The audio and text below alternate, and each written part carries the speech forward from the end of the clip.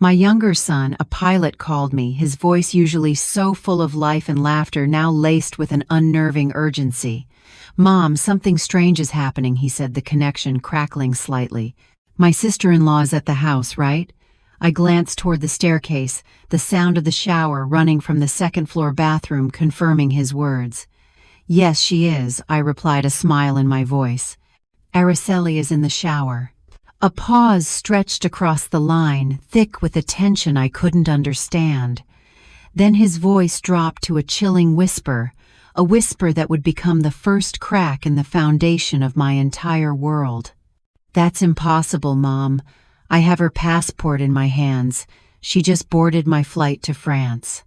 At that very moment, as the blood drained from my face, I heard footsteps on the stairs behind me, and a sweet, familiar voice called out, "I'm glad you're home."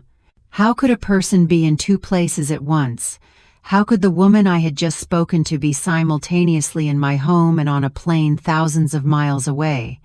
Before I unravel the answer to that impossible question, a question that led me down a path of deception, betrayal, and a secret I never could have imagined, I need to ask you for a small favor. If you believe in the power of a mother's intuition and the strength it takes to uncover a painful truth, please take a moment to like this video and subscribe to the channel. Let me know in the comments where you are watching from. I want to see how far this story of truth and resilience travels. And trust me, you will want to stay until the very end, because the final twist is something no one in my family, least of all me, ever saw coming. To understand the depth of the shock, you have to understand the peace that was shattered. That morning had begun just like any other in my quiet middle-class home in Phoenix, Arizona. I am Stella Brooks, a 5-year-old widow, and my life since my dear husband Raphael passed has been dedicated to my two sons and the beautiful family the elder one has built. The morning sun was filtering through the kitchen window, casting warm stripes of light on the tiled floor as I rushed to do the dishes after breakfast. My older son, Stephen, a hard-working architect, had already left for work, leaving the house in a state of peaceful quiet. His son, my grandson Matthew, a clever and mischievous little rascal of 7, had just been picked up by the school bus, his cheerful "Bye, Grandma" still echoing in the hallway. And Araceli, my daughter-in-law, Stephen's wife, was the picture of domestic perfection. She had just gone upstairs, her soft voice floating down to me with a gentle warmth. "Mom, I'm going to take a quick shower." "Okay," I had nodded, smiling to myself. In my eyes, Araceli was the daughter I never had.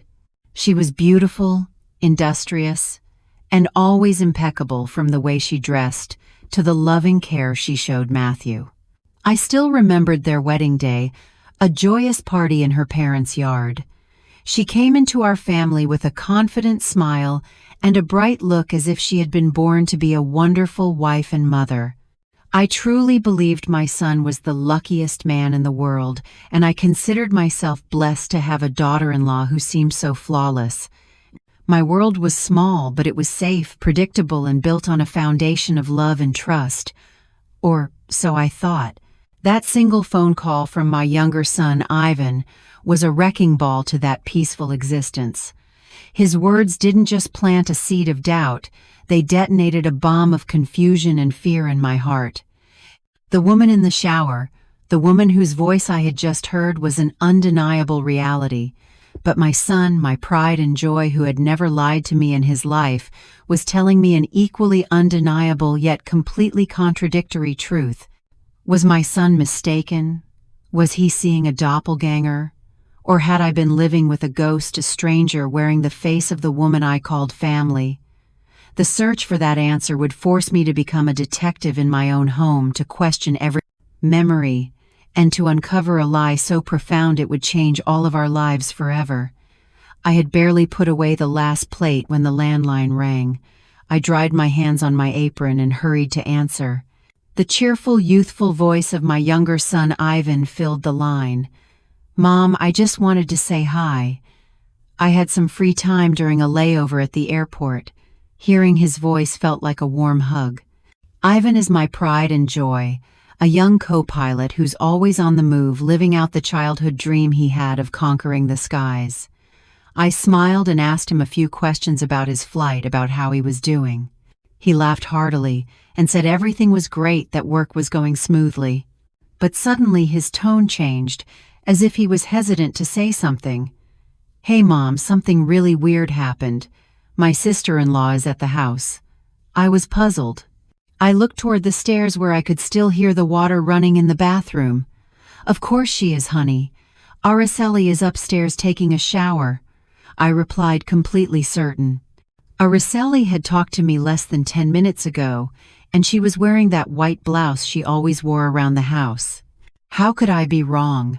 But on the other end of the line, Ivan was silent for a long while, so long that I could hear his breathing. Then his voice became very serious, full of amazement. "Mom, that's impossible because I have her passport right here in my hand. She just got on my flight headed for France."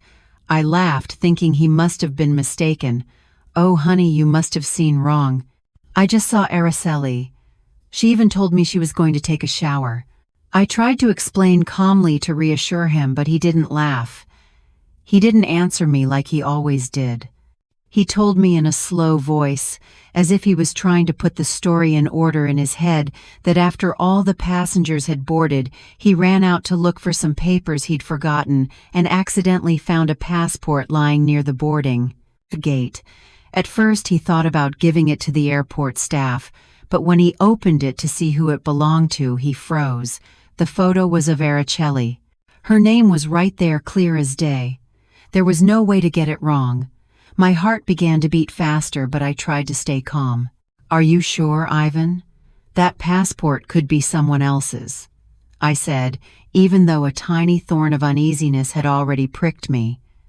Ivan sighed, and his voice was now a mix of bewilderment and firmness. "Mom, I just went down to the passenger cabin to check if it was her.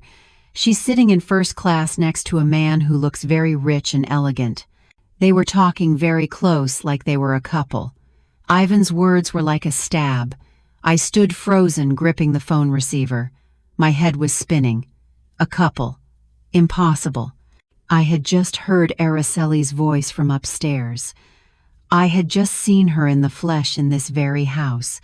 But right at that moment, the sound of the water in the bathroom stopped. I heard the bedroom door open, and Araceli's voice came down the stairs. It was soft but loud enough to make me jump. "Mom, who is it?" I panicked. My heart was pounding so hard I felt it was going to burst out of my chest. "Just a friend of mine," I replied quickly, my voice trembling, and I hurried into the living room to avoid Araceli's gaze as she peeked her head out from the stairs, her hair still soaked. I closed the door and whispered into the phone, trying not to let my nervousness show. "Ivan, I just heard Araceli.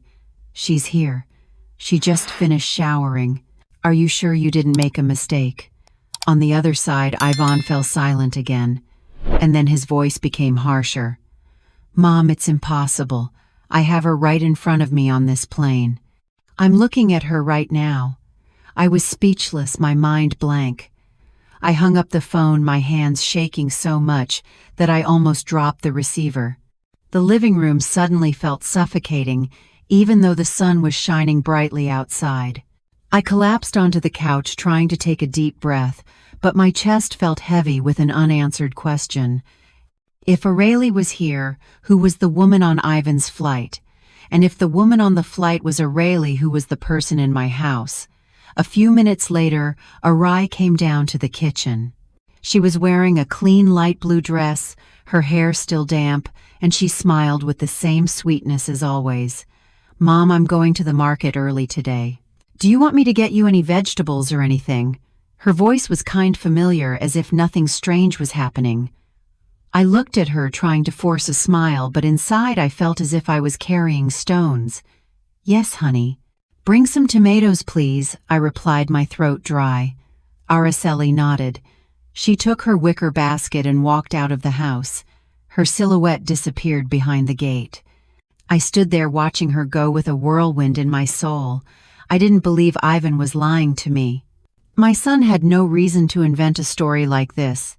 He had always been an honest boy, very sensitive and affectionate with his family. But Araceli, the daughter-in-law I had lived with for so many years, was also in front of me in the flesh, unmistakable. I asked myself, could there be something I've missed? Is there some secret in this house that I, an old woman, have never noticed? I sat in silence in the living room as the midday sun filtered through the curtains, casting faint stripes of light on the tiled floor.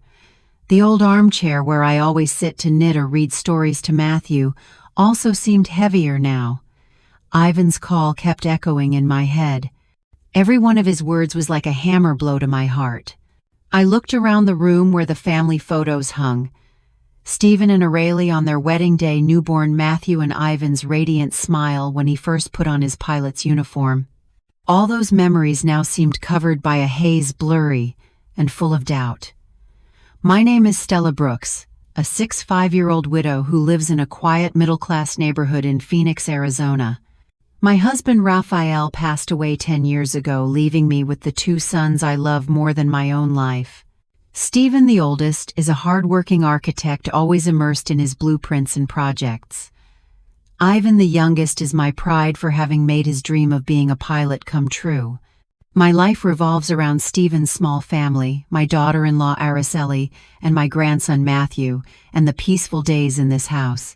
Araceli, my daughter-in-law, was always the perfect model in my eyes. She was beautiful, industrious, always impeccable, from the way she dressed to how she cared for Matthew. I still remember the day of their wedding, a big party held in the yard of her parents' house. Even though Aurelie's family wasn't wealthy, they put in their utmost effort to make everything perfect. Araceli came into my house with a confident smile and a bright look, as if she had been born to be a wonderful wife and mother. I used to think how lucky I was to have a daughter-in-law like her. After Araceli left for the market, I stayed seated, unconsciously gripping the edge of the tablecloth. Ivan's call made me re-examine small details that had seemed normal before. There were days when Araceli would leave the house saying she was going to the market or to see a friend, but when she returned, she seemed like a different person. One day she was all sweetness, hugging Matthew and singing to him to put him to sleep. But on other days, she was in a bad mood and would yell at me just because I forgot to put the salt shaker back in its place. I used to think they were just the mood swings of a young woman, but now I wasn't so sure. My heart was tied in a knot, as if someone was messing with all the memories I had cherished for so long. I remember once, a few months ago, Araceli took a pen to write the grocery list with her right hand. Her handwriting was very straight and neat. But the next day I saw her using her left hand, and she was writing with more scrolls, as if she wasn't used to it. I asked her, "Since when do you write with your other hand, honey?" She laughed and quickly replied, "Oh, just for fun, Mom. I'm practicing." I nodded without giving it more thought, but now that detail had become a sharp piece in my mind. I was lost in my thoughts when I heard the door open. Matthew ran in, his backpack bouncing on his back. He hugged me tightly, saying in his little chirping voice, "Grandma, the teacher complimented me today because I drew so well." I stroked his head, trying to smile, but I still felt a weight in my chest. Matthew sat down and pulled out his notebook to show me. "Grandma, look. Yesterday my mom helped me with my homework with her right hand, and her writing was so pretty. But today she wrote with her left, and it came out uglier." The boy pointed to 2 pages in the notebook, one with well-formed letters and the other with crooked ones. I looked at the handwriting and my heart sank. "Your mom must have been busy today. She was probably tired. That's why she wrote like that," I said, trying to hide my confusion. But Matthew looked up with his innocent eyes. "Grandma, my mom is so weird. Some days she hugs me really, really tight, but other days she doesn't even look at me." My grandson's words were another stab. I hugged him, trying to comfort him, but in my head everything was starting to get tangled up. Just then the doorbell rang. I got up, opened the door, and saw Mrs. Collins, my good neighbor, standing there with the plate that Araceli had taken to her the day before. She smiled with her usual kind smile, but there was curiosity in her eyes. Stella, your daughter-in-law is so nice, but yesterday I noticed she gave me the plate with her left hand, and you told me she's a righty right. That's strange. Or maybe she uses both hands. I forced a smile and replied, maybe so, Helen. Do you want to come in for some tea? She nodded and came in, but her comment was like a thorn stuck in me. It wasn't just me. Even the neighbors had noticed the difference. I served her tea and we talked about this and that. But as soon as she left, I sank onto the couch with my hand on my chest. I felt frozen, as if the world was falling down on me. That afternoon I went out into the garden with the watering can, trying to let the water fall gently on the daisies I had cared for years. The sun was starting to set. The shadows of the trees stretched across the yard, but my soul could not find peace. The words of Matthew of Mrs. Collins and Ivan's firm voice on the phone kept circling in my head like pebbles thrown into a calm lake, creating ripples that wouldn't stop. I was watering the plants, but my mind wasn't there. I asked myself, am I too old now to notice the strange things happening in my own house, or have I been turning a blind eye on purpose, wanting to believe in the happy family? I always dreamed of Araceli returned from the market carrying her wicker basket. But what caught my attention was that she was holding it with her left hand. I remembered perfectly that Araceli always used her right hand, from how she held the knife to chop vegetables to how she combed Matthew's hair. I stood there watching her put the basket on the kitchen table, and I asked her in a low voice, "What did you buy, Araceli?" My voice tried to sound natural, but inside a wave of suspicion was growing. She smiled and replied very politely, "I got some tomatoes, cilantro, and fresh fish. Mom, I'm going to make the roasted fish you like so much tonight. Does that sound good?" Her voice was soft as always, but I couldn't help but notice her hands. The left one, no, the right one. I nodded and turned away, pretending to clean the table, but my heart was pounding hard. Was I imagining things? Or were these small details trying to tell me something? At dinner time, the whole family gathered at the table. Stephen was tired after a long day at work, but he still smiled at Matthew and asked him how school had been. Araceli ate slowly, delicately, and even turned to Stephen to remind him, "Honey, the parent-teacher conference is next week, so be sure to take the day off." I looked at her, trying to find the daughter-in-law I was so proud of. But in my head, Ivan's voice kept echoing, "She's sitting in first class next to a man." I bit my lip, trying to swallow the anguish, but it felt like a stone stuck in my throat. Just 3 days later, everything was different. Matthew dropped a glass of water during dinner, and the water splashed all over the tablecloth. I quickly grabbed a rag to clean it, laughing, "It's okay, honey. Just be more careful." But Araceli, sitting across from him, suddenly frowned and said in a sharp voice, "Matthew, why are you so clumsy? Be more careful." I was stunned, looking at Stephen. He also frowned and said in a low voice, "Araceli, it was an accident, that's all." She turned with a spark of anger in her eyes. "You always defend him, and I end up looking like the bad guy in the house." The atmosphere at the table became heavy. Matthew lowered his head, his eyes full of tears. I hugged him, feeling a deep pain. Only a few days ago, Araceli had lovingly reminded him about school, and now she seemed like a completely different person. I sat next to her, watching in silence, trying to put the pieces together in my head. Today she was irritable. The other day she was so sweet. Today she used her left hand. The other day her right. These small differences, one by one, were piling up in my mind like the pieces of a puzzle I still couldn't see completely. I told myself I had to calm down, but every time I looked at Araceli, I saw a stranger, as if she wasn't the daughter-in-law I had lived with for so many years. A few days later, I took Matthew to school. He held my hand as we walked down the same old cobblestone street. Suddenly he stopped, looked at me, and said in a sad voice, "Grandma, yesterday my mom taught me how to write, and she was so patient. Her handwriting was so pretty, but today she didn't even want to look at my homework. She told me to do it by myself. I knelt down to look into his clear eyes, and I felt my heart break. Your mom was busy, honey. Don't be sad, I said, but my voice trembled. Matthew nodded, but his gaze was still full of disappointment. I hugged him, feeling a huge sense of powerlessness.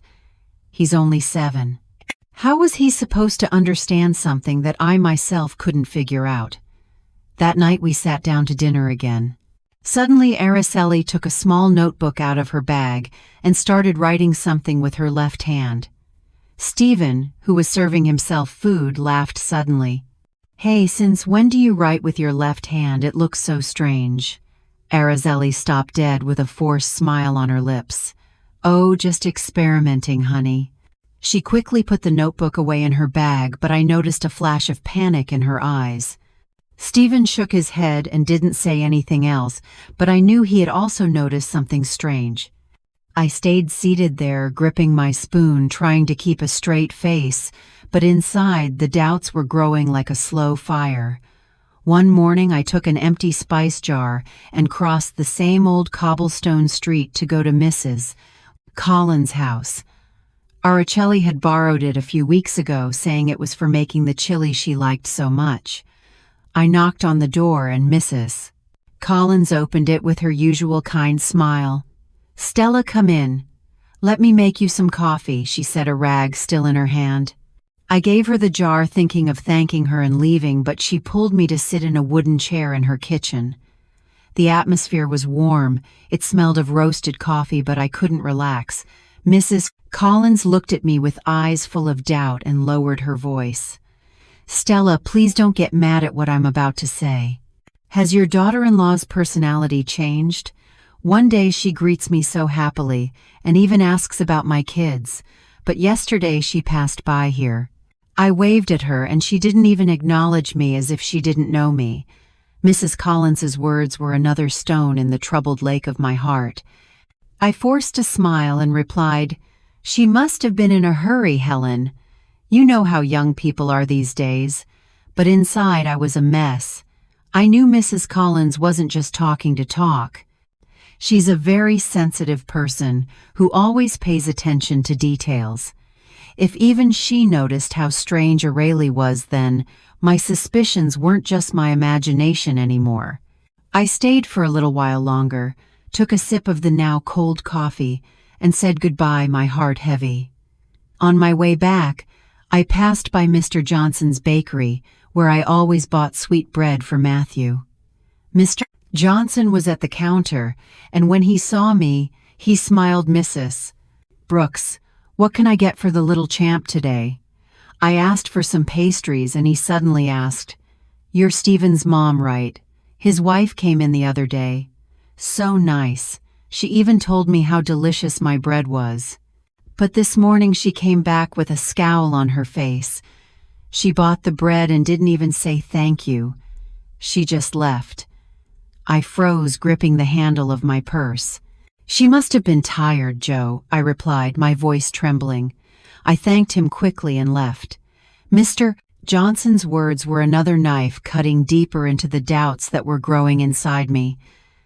When I got home, I made myself some tea and sat on the porch. The wind blew softly, carrying the scent of the daisies from the garden. I looked toward the street that led to the market where Araceli always walked. Suddenly I saw her returning, carrying her shopping bag, but she greeted me in a dry voice. Good afternoon, Mom. No smile, no happiness, like yesterday when she bragged about getting a good deal on the cilantro. I nodded and replied in a low voice, You're back already. But inside I couldn't help but observe her more closely. The blouse she was wearing today was navy blue, different from the white blouse she had on when she left. I tried to ask her in a soft voice, Why did you change your blouse? Araceli paused for a second and then quickly replied, Oh, I got a stain on it and had to change. She smiled halfway and hurried into the kitchen. I stayed there with the teacup in my hands, feeling as if a rock was crushing my chest.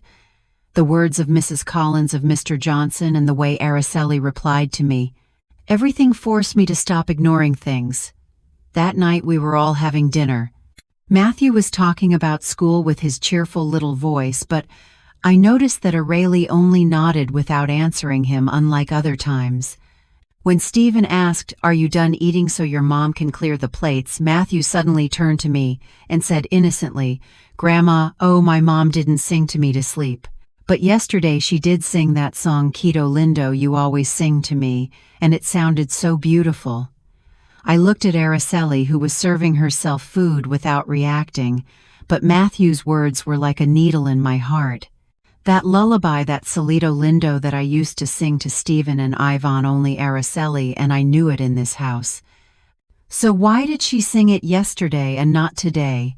Why did she change so quickly? I got up to clear the plates, but my mind was no longer there.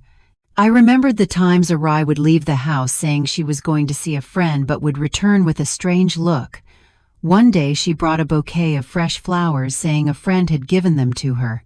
But another day she got angry when I asked her, "Where did you go today, that you got home so late?" I used to think these were unimportant things, but now they seemed like the pieces of a much bigger secret. I didn't want to believe that Araceli was hiding something from me, but every word, every gesture of hers made me doubt. That night, after cleaning the kitchen, I sat at the dining room table and took an old notebook out of a drawer. My hand was shaking as I wrote the first line. 3:00 p.m. Araceli leaves for the market, returns 6:00 p.m. wearing a blue blouse. Irritable attitude. I didn't know what I was doing, but I knew I couldn't keep pretending that nothing was happening. I kept writing. Yesterday she sang to Matthew to sleep tender. Today she was cold, didn't sing. Each word was a heavy stroke, as if I was engraving my suspicions into reality. My old notebook was now full of notes about Araceli. I immediately thought of Carol, my best friend who has been with me since we were young, when we used to sit and knit under a tree and tell each other our lives. I picked up the phone, my voice trembling. "Carol, are you free this afternoon? Let's go to the coffee shop on the corner. I need to talk." Carol accepted instantly, her voice as warm as ever. "Stella, I knew something was wrong. Wait for me. I'm on my way." I felt a little relief, but the worry was still weighing me down. Ivan's call from the airport, Araceli's passport, the woman identical to her on the plane, and all the small details I had written down, from how she changed hands to right to her mood changing from day to night. I took the notebook out of my bag and handed it to her. "Look, I wrote it all down here. I don't know if I'm imagining it, but I can't be a fool anymore." Carol flipped through the pages with a frown. She read my shaky handwriting slowly. "Keep writing everything down, and if you have to, you're going to have to follow her. Not to hurt her, but to protect your family." I nodded, but my heart sank. I knew Carol was right, but the idea of following my own daughter-in-law made me feel as if I was betraying my family. I had spent my whole life taking care of this home, and now I had to do something I never imagined. Investigate one of my own. That afternoon I returned home, my head still a mess. Araceli left the house carrying her familiar red basket. "Mom, I'm going to the market for a bit," she said in a soft voice. I nodded, but as soon as she disappeared behind the gate, I opened my notebook and wrote 3:00 p.m. Araceli leaves for the market carrying a red basket. Normal attitude. I stayed there watching the clock, counting every minute. At 6, Araceli returned, but the basket she was holding in her hand was now blue. I was surprised and asked her, "Did you switch baskets?" She smiled and quickly replied, "Yes, the other one broke, and a friend lent me this one." I nodded, but my hands were shaking as I added to the notebook. Returned 6 p.m. carrying a blue basket, voice a little rushed. My notes were piling up. Each line was one step closer to the truth, but also one step away from the image of the old mother who only knows how to love and trust. On the weekend, Stephen left for overtime work early, and Matthew was at a school activity, leaving the house quiet just for Arai and me. I was cleaning the dining room table, trying to keep myself busy to ward off the doubts that were eating at me. But then Araceli came down from her room in a pale yellow floral dress, looking as fresh as she did in her first days of marriage. "Mom, I'm going to the market for a bit," she said in a soft voice. She took her usual wicker basket and left. I nodded, smiling, but inside a voice insisted, "Follow her, Stella. Go find the truth." I didn't think twice. I took my old shawl, put it over my head to cover my face a little, and left the house in silence, keeping a safe distance behind Araceli. The sun was hot, sweat was soaking my back, but I didn't care. I just wanted to know where she was really going, what she was doing. Araceli walked quickly down the cobblestone street that led to the market. But suddenly, instead of turning right, as always, she turned left into an alley behind a working-class neighborhood. The houses were old, crammed against each other with peeling paint and rusty tin roofs. I slowed down, my heart pounding, trying to hide behind some bicycles parked on the sidewalk. Araceli didn't look back. She kept walking. She went into an even narrower alley where the sunlight barely reached. I hid behind a mechanic's shop where a man was concentrating on tightening nuts. I saw Araceli stop in front of an old wooden door, knock softly, and then go in and disappear. I stood there, my breathing ragged, my head spinning. What was my daughter-in-law doing there? This wasn't the market or any of the friends' houses she had mentioned. I wanted to walk over, knock on the door, and ask her directly, but my feet seemed to be nailed to the ground. I was afraid of the truth, afraid that what I was about to discover would break everything. In the end, I turned around and went back home, full of questions, each step heavier than the last. I had barely pushed the gate open when I froze. Araceli was standing in the kitchen chopping vegetables with a white blouse on, completely different from the floral dress she had left in. She was frowning and looked at me with cold, sharp eyes. "Where did you go, Mom, that you're just getting back?" I stood frozen, my mouth dry, unable to say a word. Only a few minutes ago, I had seen her go into that alley in a yellow dress. How could she have gotten back so quickly? "And this blouse," I stammered. I just went for a walk, that's all." Araceli nodded without saying anything else, but her gaze sent a shiver down my spine. I went up to my room pretending to look for something, but in reality it was to escape that look, to calm my heart that was pounding wildly in my chest. That night I was sitting knitting when Matthew ran into my room, his cheeks red from playing in the yard. He hugged my legs, sobbing. "Grandma, my mom yelled at me just because I dropped a pencil. Not like yesterday. Yesterday she was so nice, she even hugged me." I took Matthew in my arms, stroked his head, but inside I felt like I was burning. "Your mom was tired, honey. Don't be sad," I said, but my voice trembled. Matthew hid his face in my shoulder and whispered, "Grandma, I want the mom from yesterday." I hugged him tighter, tears about to fall. My grandson's words were like a knife, engraving my suspicions even deeper. That night I couldn't sleep. I lay in bed with my eyes wide open, staring at the ceiling. The images repeated over and over in my head. Araceli in the floral dress going into the alley. Araceli in the white blouse standing in the kitchen. And Ivan's voice, "She's on my flight." I took the notebook out of the drawer and wrote a sentence I didn't even dare to believe myself. "Maybe they are not the same person." That sentence felt like a curse and made me tremble. The next morning I decided to go back to that alley. I couldn't bear the doubt anymore. I took the family photo that hangs in the living room, the one where Araceli smiles radiantly next to Stephen and Matthew.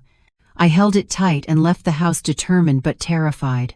The alley was the same as yesterday, silent and somber. I stopped next to a corn stand where a middle-aged woman was fanning the charcoal. I showed her the photo and asked, "Excuse me, have you seen this young woman around here?" The woman looked at it closely and then pointed, "Oh yes, of course. She comes and goes often from the house at number 14, that one over there." I thanked her, my heart pounding in my throat, and walked straight to that house. The house at number 14 appeared in front of me with stained walls, a peeling wooden door, and a pot with a wilted daisy on the window frame. I stood there, my hands trembling, feeling that the whole world was holding its breath with me. I knocked on the door, and each knock sounded like a hammer blow to my chest. The door opened and I was speechless. In front of me was a woman identical to Araceli, from her face to her body to her long black hair. The only difference was her frightened look and her hands that were shaking as she held a rag. I stammered, my voice breaking. "Araceli." The young woman started grip the rag tightly and tried to slam the door shut. But just then another voice was heard from inside. A soft but firm voice. "Isadora, don't hide anymore. You know this is wrong too." I looked up and saw a young woman come out of a corner of the room, standing right behind the woman who looked just like Araceli. She was thin with her hair in a bun and had an intelligent but kind look. She looked at me and smiled slightly. "My name is Lucy Miller, Isadora's roommate, Mrs. Brooks. Please come in. It's time you knew the truth." I took a deep breath, trying to keep my legs from trembling, and went into that small, tin-roofed house. The walls were stained, the concrete floor was cracked, and a faint smell of disinfectant hung in the air. In a corner, an old man coughed weakly, lying on an old cot covered with a frayed blanket. I felt the space crushing me, but I still walked and sat down in the wooden chair that Lucy pointed to. The woman, identical to Araceli, lowered her face, and her voice was barely a whisper. "I'm sorry. I'm not Araceli. My name is Isadora." I looked at her, my mind a whirlwind, unable to say anything. Isadora. The name was strange, but the face was too familiar. I clasped my hands, trying to keep my voice firm. "You explain to me why you look so much like my daughter-in-law, and why you show up at my house." Isadora looked up, her eyes full of guilt, but she didn't answer immediately. Instead, Lucy sat down next to her, poured a glass of water from an old plastic jug, and began to speak. "Isadora is very poor, Mrs. Brooks," Lucy said in a calm, clear voice. "Her adopted parents are very ill, especially the gentleman lying down there. A few years ago, Isadora met Araceli by chance at a market.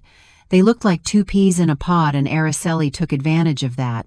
She proposed that Isadora pretend to be her, that she replace her for a few hours whenever she needed to. Isadora didn't want to, but Araceli paid her very well, and her family needed the money for medicine." I looked at Isadora and saw that her head was bowed, gripping the rag so tightly that her knuckles turned white. "Replace her for what?" I pressed, my voice full of disbelief. "Why would Araceli need someone to pretend to be her?" Isadora looked up, her voice trembling. "I don't know everything, ma'am. She would just tell me, you just stay in the house for a few hours, do some things like go to the market, take care of the boy, and then she would give me money, a lot of money, enough to buy my parents' medicine." I didn't dare to ask for more. She lowered her head and tears began to roll down her cheeks. I looked at her, my chest feeling tight. Every strange detail from the last few months suddenly made sense. The change of hands for writing, the personality that was sometimes sweet and sometimes sour, the voice that was sometimes gentle and sometimes cold. Everything fit now, like the last pieces of a puzzle I had refused to see. Lucy continued with a sharper look. "I don't know if this helps, but once I saw Araceli with a very elegant man. His name is Charles Thompson. I heard the name when they were talking at a coffee shop. They were calling each other honey very affectionately." At that moment, Isadora was waiting outside in the car, not understanding anything. The name Charles Thompson was like a knife in my heart. I remembered Ivan's words. "She's sitting in first class next to a rich man." The small room seemed to spin around me. I tried to stay calm, but my hands were shaking so much that I knocked over the glass of water. Lucy rushed to clean it up, but I just shook my head. My voice choked. Araceli is deceiving my family." Isadora broke down, her voice choked with sobs. "I'm so sorry, ma'am. I didn't want to hurt anyone. I just wanted to save my parents." I looked at this young woman with a face identical to Araceli's, but with a look full of pain and regret. I wanted to get angry. I wanted to scream. But seeing Isadora, I only felt pity. She wasn't the mastermind, she was just a piece in Aracelli's game. Everything was falling apart in front of my eyes. I got up trying to make my voice sound firm. Isadora, do you know where Aracelli is? Do you know what she does when she asks you to pretend to be her? Isadora shook her head, still crying. I don't know, ma'am. She would just tell me to do what she asked and that she would pay me. I didn't dare to ask for more. Lucy put a hand on her shoulder to comfort her and then addressed me. Mrs. Brooks, I know this is very painful for you, but Isadora is also a victim. She didn't have another choice. I looked around the humble house, hearing the weak voice of the man on the cot. I understood Isadora's desperation, but that didn't erase the feeling of betrayal I felt. I clenched my fists, trying to hold back the tears. I don't blame you, Isadora, but I need to know the truth. I need to protect my son and my grandson. I got up feeling that the world was collapsing on me. Thank you, Lucy, for telling me the truth. I'll be back. I left the house, and the bright sun outside blinded me, but my heart was cold. The next morning I went back to that small alley where the stained walls and the peeling wooden door had become an obsession in my mind. The sun was still hot, but I felt a coldness inside, as if I was carrying a cold wind of unresolved doubts. I knocked on the door of number 14, gripping the family photo as if it were an amulet that would give me the courage to face the truth. This time Isadora didn't seem so scared. She opened the door with a still shy but calmer look and invited me in. Mrs. Brooks, I was expecting you. Please come in. The house was still small, with that smell of disinfectant and the weak cough of the man on the cot. I sat in the old wooden chair and looked at Isadora. She was wearing a simple blouse, her hair in a loose bun. She looked tired but no longer frightened. I took a deep breath and said in a low voice, Isadora, I want to meet your adoptive mom. I need to understand all of this better. Isadora nodded and led me to a corner of the room where a very thin woman with completely white hair was lying in bed, her cloudy eyes staring at the ceiling. She was Mrs. Jones, Isadora's adoptive mother. I took her frail hand and introduced myself. I'm Stella Brooks, Stephen's mom, Aracelli's husband. Mrs. Jones looked at me, breathing with difficulty, and said in a weak voice, Isadora is not my blood. She's a child I adopted when she was a newborn. Her words were like a hammer blow to my head. I froze, my heart beating faster, but I tried to make my voice sound calm. Please tell me how it all happened. The lady coughed and then slowly began to tell me a story I wasn't prepared for.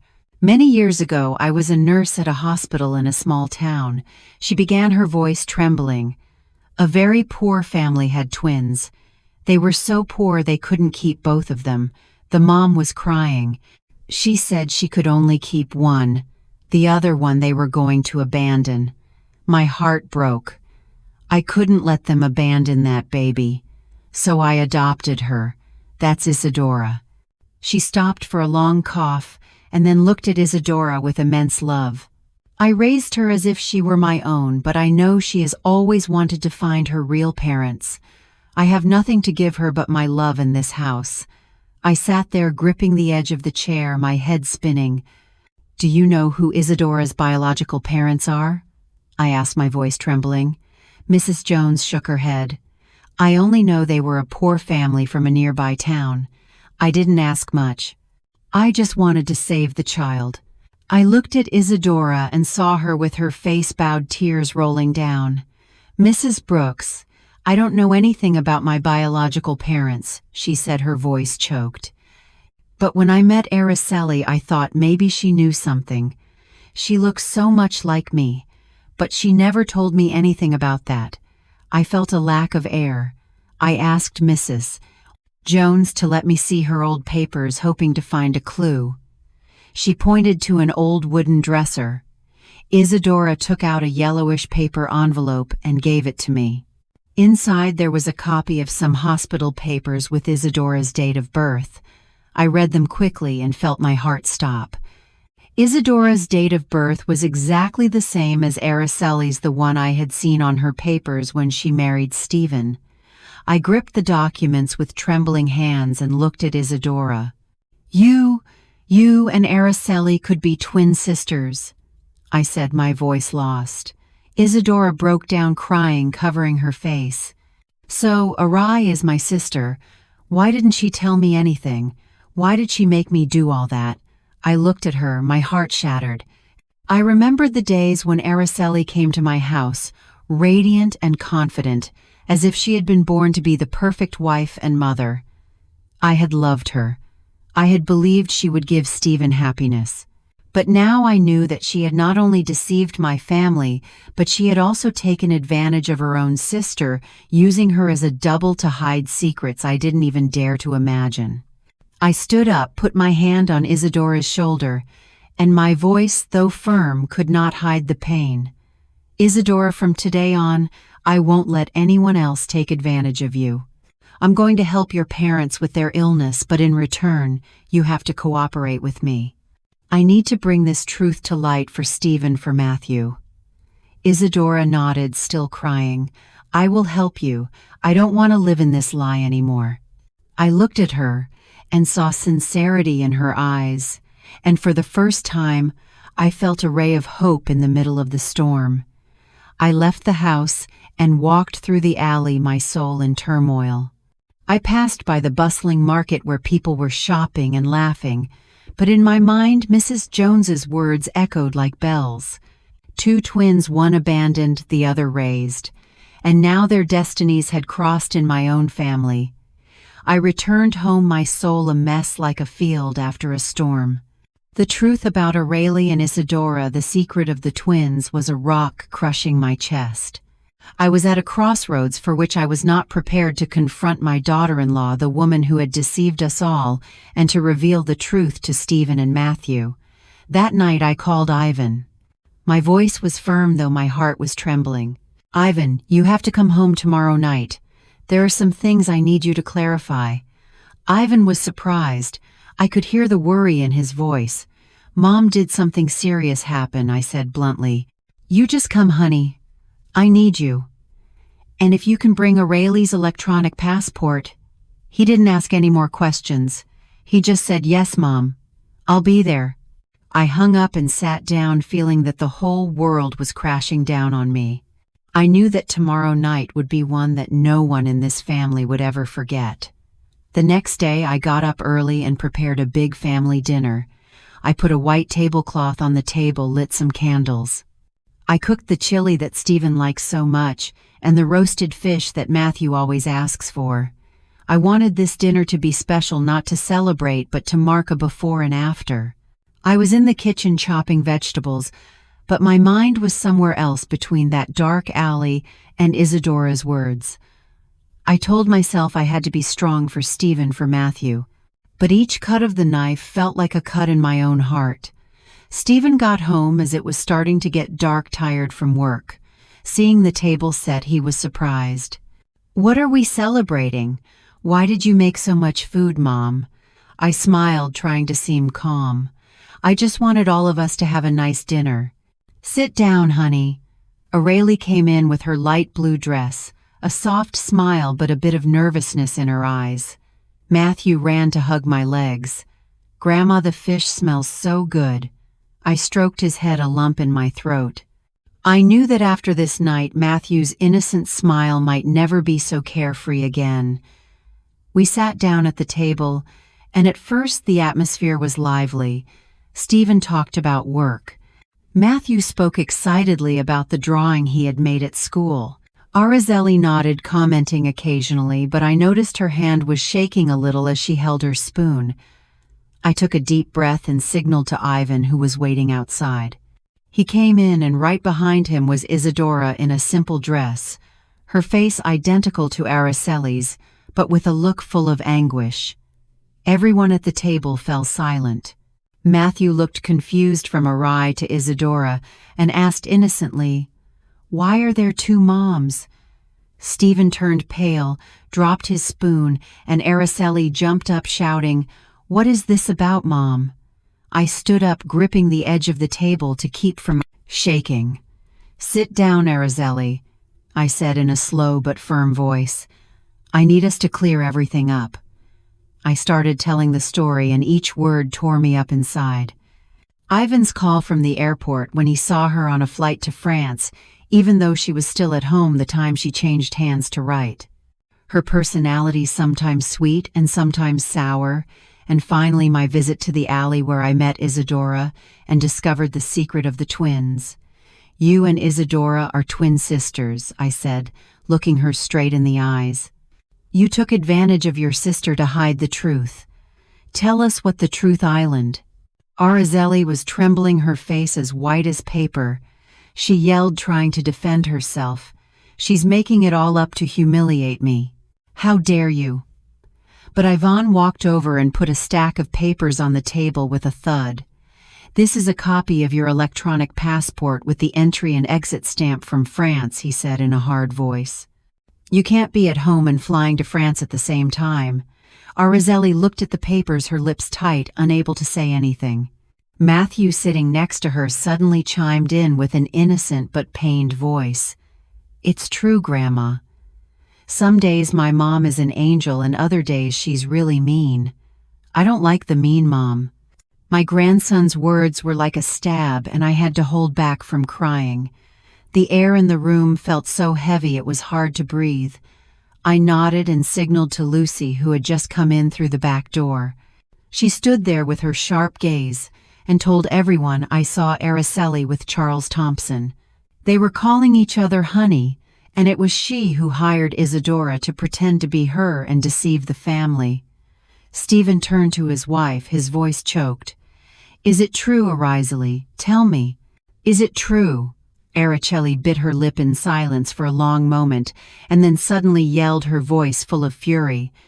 "Yes, it's true. I have a lover. I'm sick of this poor life. I'm sick of being the daughter-in-law in this house. Charles gives me a life 100 times better. And you, Stephen, you're good for nothing." Her words were like a bomb that exploded in the room.